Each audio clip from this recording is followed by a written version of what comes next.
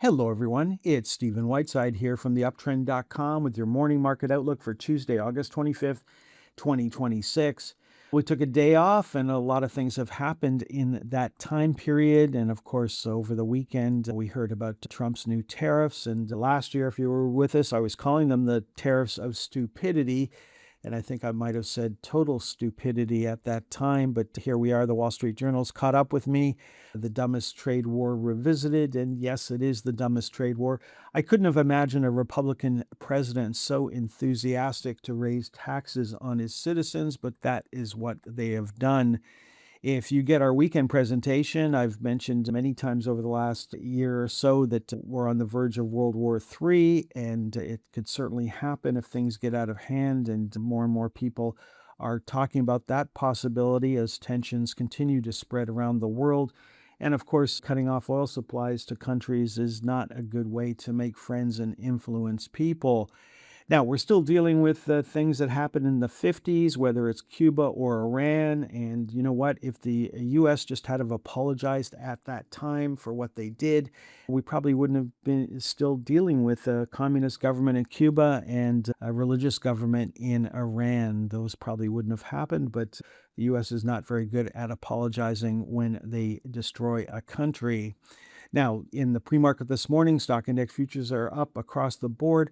Not enough to change any trends at the present time, but certainly there could be some individual stock moves.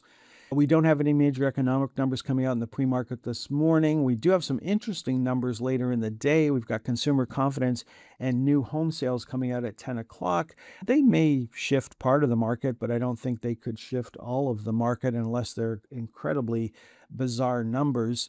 Crude oil is down again this morning. Gold is up 60 cents. Of course, these numbers are fluctuating every second, so they may be different by the time you see this presentation.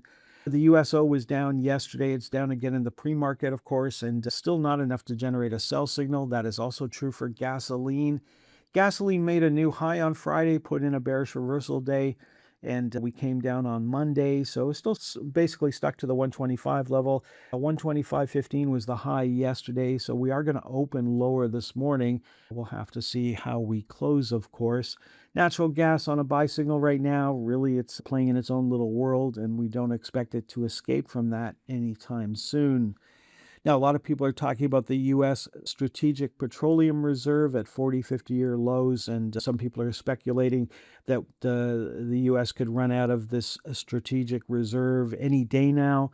I think it's impossible to actually pick a month when it may run out.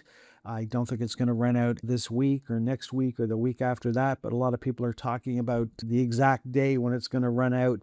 I still think it has a month or two left in it, and they don't have to take oil out of it every day.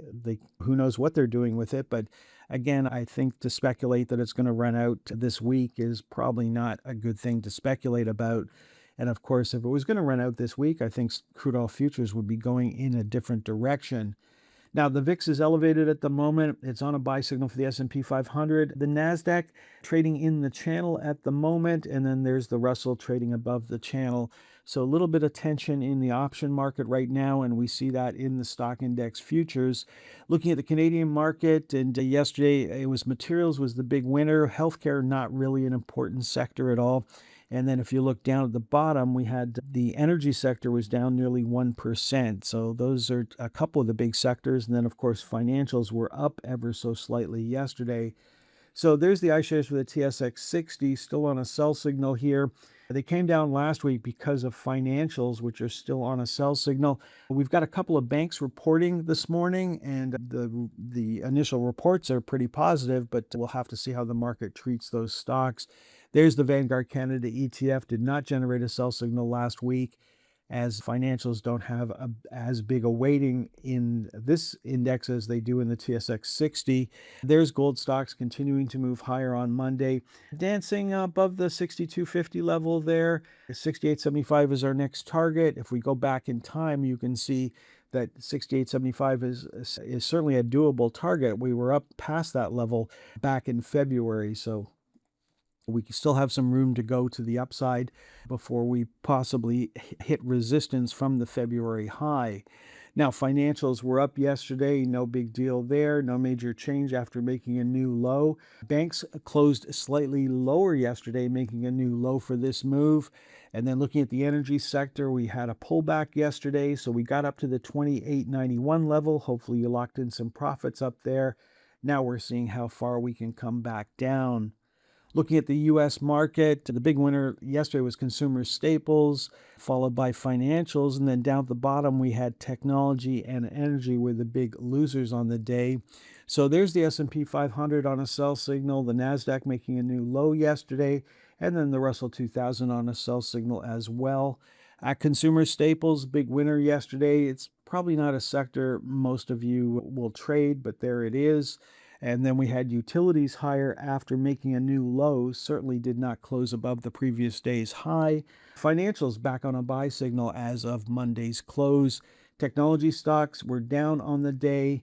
Energy stocks were down on the day, so we got up to the 6406 level.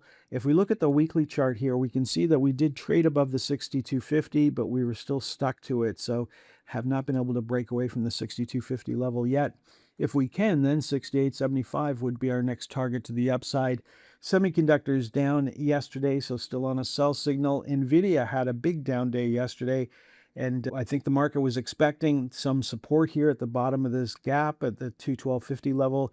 That didn't happen yesterday, so we may be heading down towards $200 for NVIDIA. Now, last week, the world was focused on the bond market, and the U.S. may or may not have intervened last week. They talked about it. Did they do it? People don't know, but we did get a pop in the bonds last week. You can see the pros came back and took control for one day and then gave up control once again. No major trend change there for the bond market, but it has stopped going down at the moment. And that means bond yields have stopped going up at the moment. It certainly doesn't mean that the trend is over, but we'll just keep an eye on that.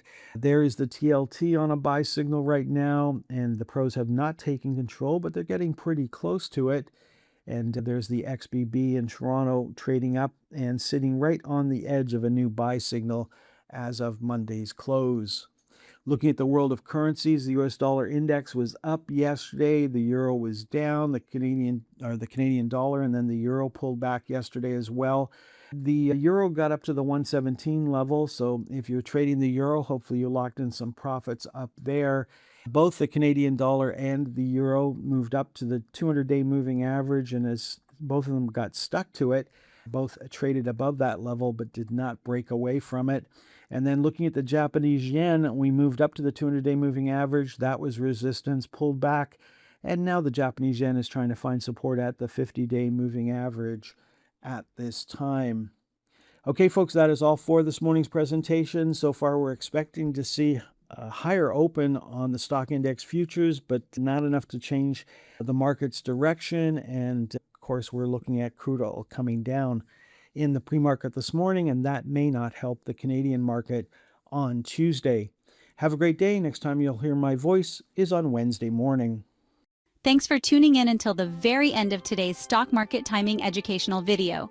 If you found the content valuable, don't forget to express your support by hitting the like button, leave a comment, sharing with your friends, and subscribing to our channel for more insightful updates. Remember, in the world of stocks, timing is crucial, and following the trend can be your greatest ally. If you would like more information on how we can help you better time the stock market, please visit theuptrend.com.